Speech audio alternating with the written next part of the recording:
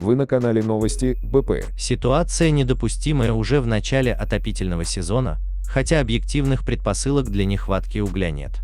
И это в стране, входящей в первую десятку крупнейших угледобывающих стран мира.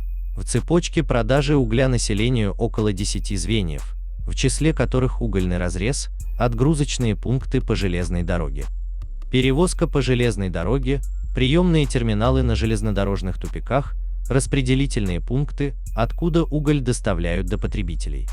И на каждом из этих этапов стараются получить свою маржу и добавляют к цене.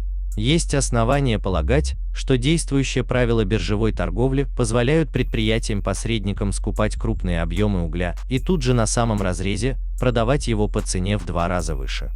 Ажиотажный спрос связан с отсутствием достаточного объема угля в точках его реализации. А спрос сложился из-за острой нехватки железнодорожных вагонов для его доставки. Уголь от разреза до районов доставляется не за 6, а за 16 дней.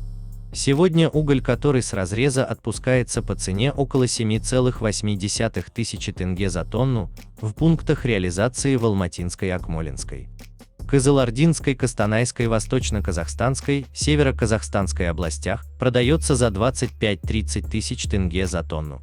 Для конечного потребителя цена увеличивается в 3-4 раза. Это неподъемные цены для сельчан. А в Министерстве индустрии и инфраструктурного развития уже заявили, что отпускная цена угля с угольных разрезов остается стабильной и дефицита топлива не наблюдается. Рост цен происходит именно за счет перекупщиков на местах, которые завышают цену до 25 тысяч тенге за тонну. При этом средняя цена угля на железнодорожных тупиках составляет 13 тысяч тенге за тонну, в частности в Нур-Султане, проинформировали в МИИР.